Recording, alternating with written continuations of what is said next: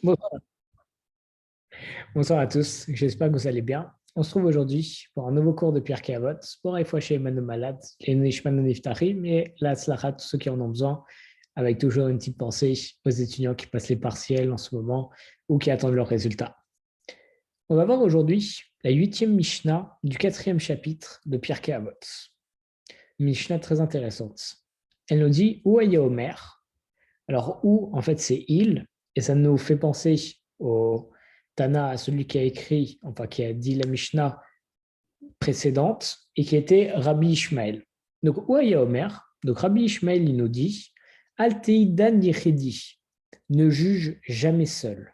Chez En Dan Yechidi et La Echad, car il n'y a qu'un seul juge qui peut juger seul. Valtomar Kabloudati, et ne dis pas aux autres, adoptez mon opinion, Shen Rachaim Veloata, car ceux qui sont autorisés et pas toi. Alors, on va comme à l'accoutumée, on va décortiquer le Père Avot pour essayer de le comprendre au mieux. Donc Rabbi Ishmael, il nous dit, Altei Dan Yechidi, ne juge jamais seul. Shen Dan Yechidi et Laechad, car il n'y a qu'une seule personne qui peut juger seul, bien entendu, c'est Akadosh Baruch Hu. Ne juge jamais seul. Pourquoi est-ce qu'il ne faut jamais juger seul? Parce que, d'abord, on va partir au béaba, à la base même des choses. Lorsque je suis le seul juge, je suis confronté qu'à ma seule opinion. Si j'ai un avis relatif, ça veut dire mon avis peut. Il est relatif, comment vous expliquez ça? C'est que j'ai un point de vue qui est malheureusement pas objectif, pas toujours objectif. Un exemple simple, si on est dans une affaire de Chas Shalom de meurtre et que je dois juger une affaire de meurtre et quelqu'un au grand Chas Shalom a été tué dans ma famille, alors tout de suite, je vais avoir une sorte de grande colère face au meurtrier et je serai plus enclin à vouloir le condamner plutôt qu'à vouloir le laisser passer. Qu'il ait fait la chose ou pas. Avant même qu'on ait le verdict, à cause de mon ressenti, de mon histoire, de mon passé, de ce que j'ai déjà vécu, je vais être enclin, malheureusement, à pencher d'un côté ou d'un autre. Et la chose même et la qualité la plus haute d'un juge, c'est bien entendu l'impartialité. Être impartial, ça veut dire ne pas se laisser pencher d'un côté ou de l'autre à cause d'a priori ou quoi que ce soit. Donc on nous dit, Altei Dan Yechidi, ne juge jamais seul. Donc, première réponse, pourquoi est-ce qu'on ne juge jamais seul? Parce que moi, avec mon point de vue, je peux être amené d'un côté ou de l'autre. Deuxième chose, on voit dans la Masechet Brachot, dans les premiers Da'apim, on dit que la Shrina, la présence divine, elle réside parmi 70 personnes, mais aussi parmi 10 personnes, mais aussi parmi 3 personnes, parmi 2 personnes et parmi une personne. Alors tout de suite, la Gemara, elle demande, dis-moi, si la Shrina, elle réside auprès de 10 personnes, pourquoi est-ce que tu viens me dire que la Shrina à présence divine, elle réside auprès de 70 personnes? C'est un calvachomer, c'est a fortiori. Si elle est là parmi 10 personnes, alors a fortiori, elle sera là quand il y en aura 70. Pareil, s'il y en a quand il y a 3, 2 ou une personne, si elle est là quand il y a une seule personne, alors c'est un calvachomer. S'il y a pour une personne, c'est sûr qu'il y aura pour 70 personnes, pour 10 personnes, pour 2 personnes, 3 personnes. Alors qu'est-ce qu'on vient de nous enseigner là? On dit parce que ce sont à des moments et dans des circonstances différentes. La Shrina, elle est là quand il y a 70 personnes, parce que c'est lorsque le Sanhedrin, les juges se réunissent pour donner un verdict. D'ailleurs, une chose extraordinaire, par rapport au Sanhedrin, une halakha qu'on retrouve que dans le droit talmudique, que dans le droit juif, si les 70 juges, ils sont d'accord unanimement pour la condamnation ou le relâchement d'une personne, alors le jugement n'est pas pris en compte. C'est étonnant. C'est génial. Si on arrive à avoir un cas rare où vraiment c'est explicite et tout le monde est d'accord que la personne a commis Chazé Shalom l'acte ou ne l'a pas commis, c'est génial. C'est un cas rare, ça veut dire qu'on est sûr d'avoir le bon verdict. Maintenant, la halakha, c'est que si tout le monde est d'accord, le verdict ne passe pas. Comment ça se fait? Parce qu'en réalité, si tout le monde est d'accord, c'est qu'il y a quelque chose qui ne va pas. On dit il y a 70 facettes de la Torah, il y a 70 nations.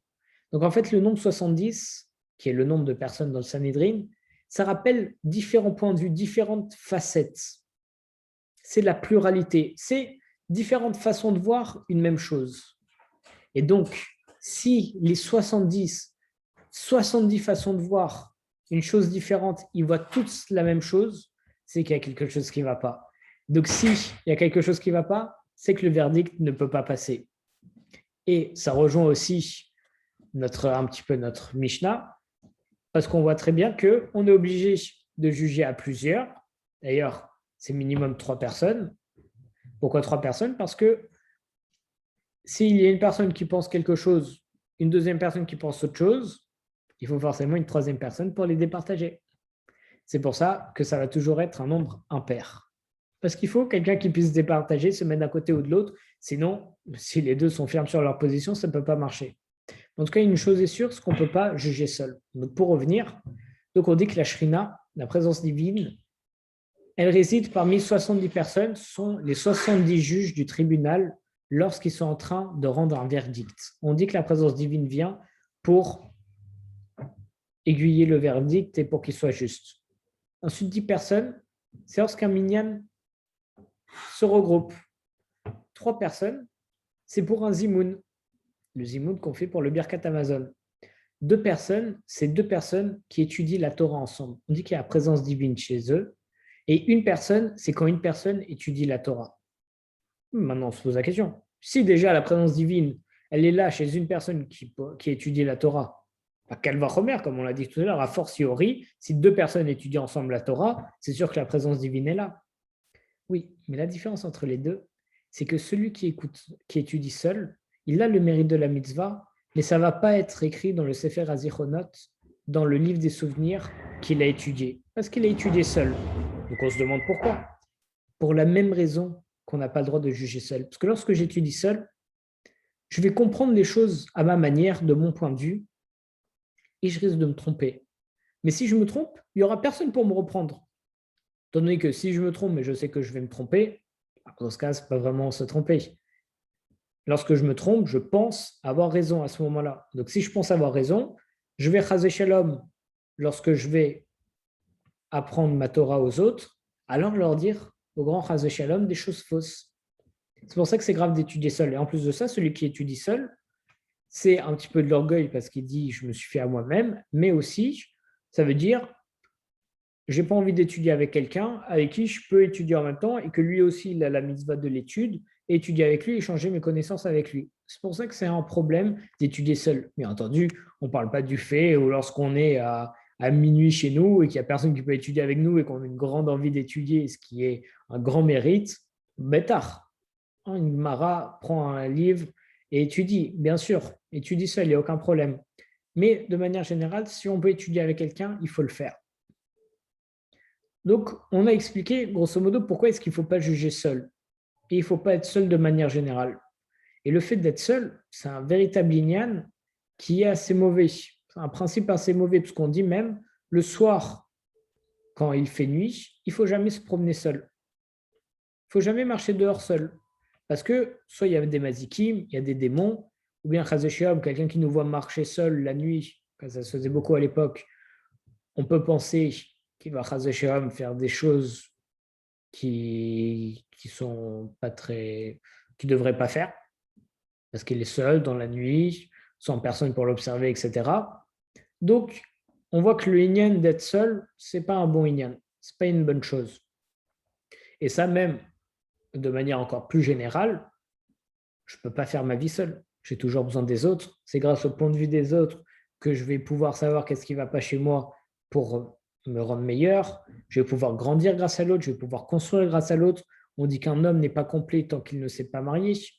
Donc, on voit qu'on a obligatoirement, même là, besoin de quelqu'un d'autre. Donc, ce inyan de solitude, il n'est pas bon. Et on nous précise, Rabbi Ishmael, il nous précise qu'il ne faut jamais juger seul. Et c'est surtout parce que, comme on a commencé à en parler au début du cours, peut avoir des a priori et mal juger Chazé Shalom parce qu'on va pencher plus d'un côté ou de l'autre du jugement. Il n'y a personne pour nous contredire, personne avec qui réfléchir sur l'affaire pour élucider des points qu'on n'aurait peut-être jamais relevé seul. Donc voilà. Et en plus de ça, Rabbi Ishmael, il nous donne lui-même une raison. Il nous dit chez En Dan Yechidi et Laechad, car il n'y a qu'un seul qui puisse juger seul. Akadosh Baruch Hu.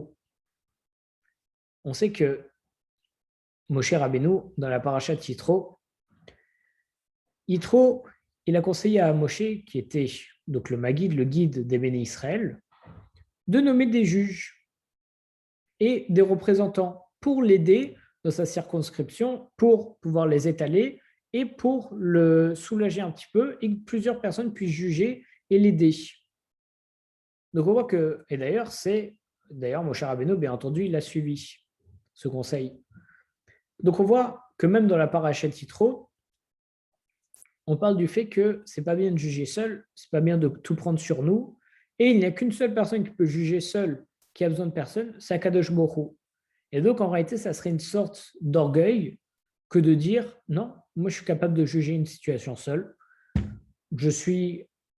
Parce que si je dis que je suis capable de juger une situation seule, c'est dire que je suis ce qu'on appelle omniscient. C'est-à-dire que je connais tous les points de vue, que je connais tous les tenants et les aboutissants, et donc parce qu'il n'y a que comme ça que je peux avoir un véritable verdict avec mon jugement, c'est si je suis omniscient, je connais tous les tenants et les aboutissants, tout ce qui s'est passé. Sauf qu'il n'y a qu'une seule personne qui est omniscient, c'est Akadosh Baruch Hu. Donc penser que je peux juger seul, c'est penser que je suis omniscient, et c'est penser donc que j'ai une caractéristique d'Akadosh Baruch Hu et que je suis Chas Shalom Akadosh Baruch Hu. Et c'est pour ça que là, ça vous paraît, je suis sûr que, en tout cas j'espère, derrière vos écrans, vous acquiescez, vous dites oui, bah oui, c'est normal, c'est évident. Mais si on prend la chose autrement, lorsque j'ai un ami qui vient et qui commence à me crier dessus pour rien, à se mettre en colère, ou à faire des choses qui me déplaisent, qu'est-ce que je fais immédiatement, malheureusement? Je le juge.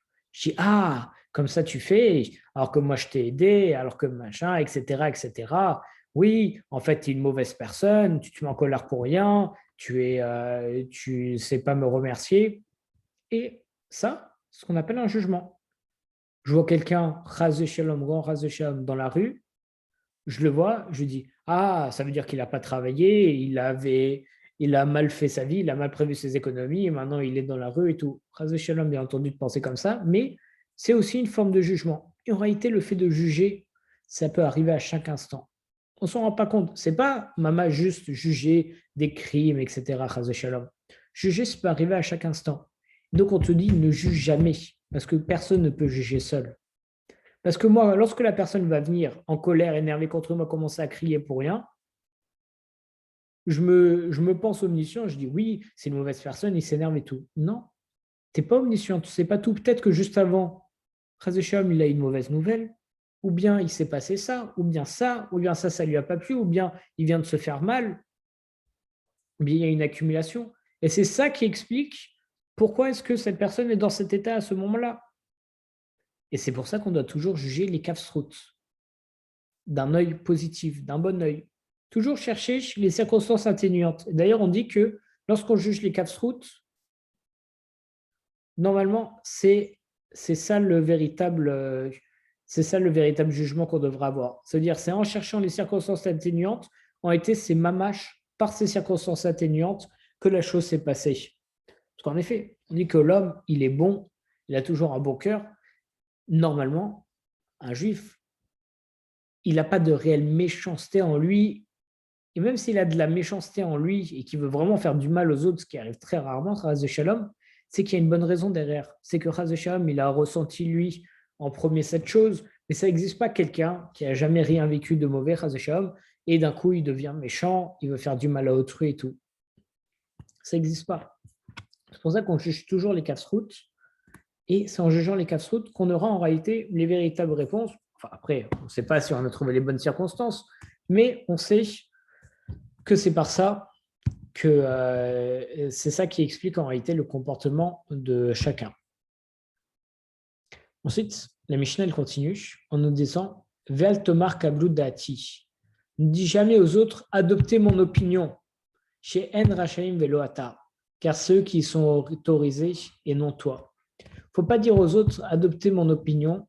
Pour expliquer juste la fin de la phrase, c'est stable. Tout simplement, on voit que lorsqu'il y a un avis, par exemple, qui est rapporté dans la Gemara, l'avis de Rabbi Ishmael, Rabban Gamliel, peu importe, quand c'est juste une opinion comme ça, c'est-à-dire qu'en général, ils sont en marloquette, ils sont en discussion, ils sont en désaccord avec les chachamim, avec les sages.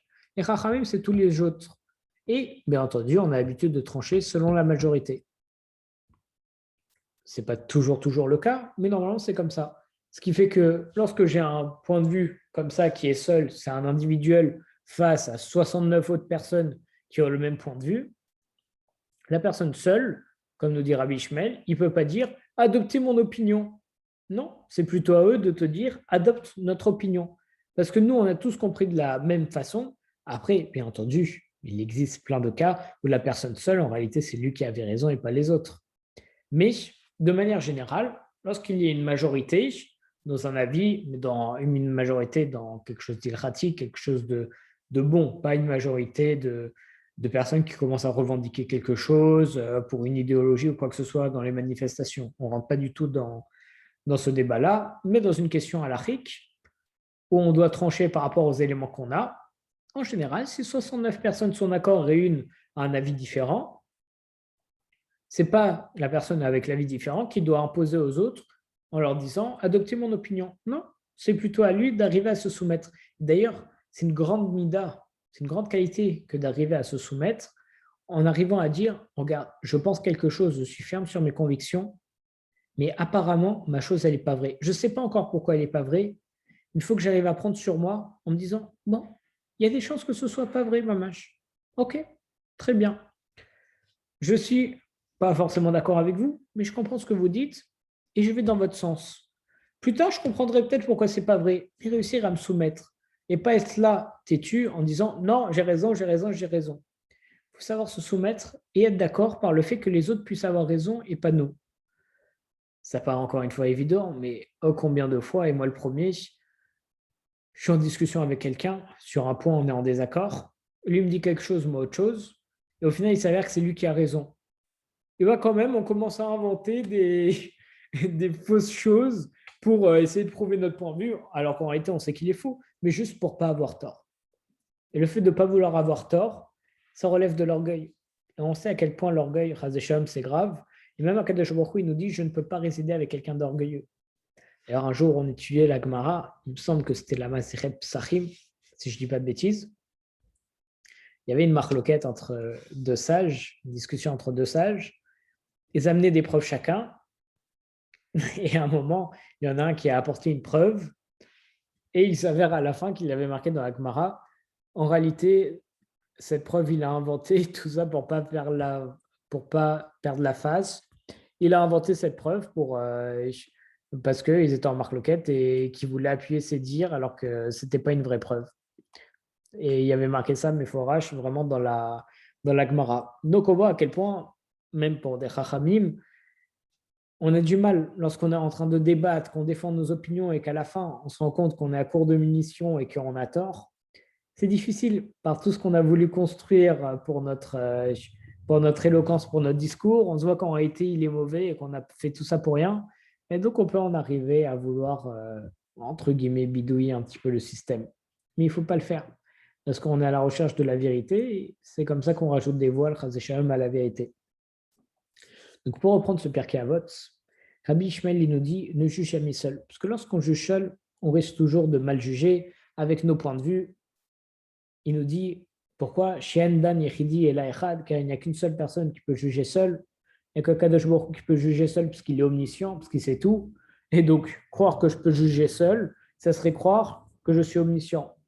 De quelque chose que je voulais rajouter, si il y a un cas où un jour dans notre vie, on commence à juger une situation ou quelqu'un, ou est-ce que je dois faire ça ou un truc comme ça, il ne faut jamais hésiter à demander conseil à nos parents, à notre à un proche, à notre conjoint.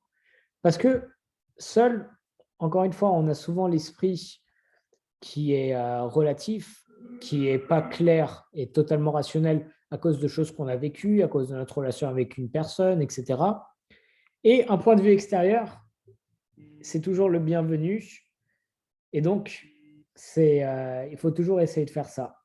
Et ensuite, il nous dit, Rabbi Ishmael, pour conclure, Valtomar Kalbudati Shen Rachaim Velo Ata. n'imposez pas aux autres en leur disant « adoptez mon opinion » parce que c'est plutôt eux qui sont autorisés et non toi. Donc, il faut savoir de temps en temps se soumettre et parfois, face à la majorité, il faut réussir à comprendre qu'on n'a pas forcément toujours raison. Razak ou tout le monde.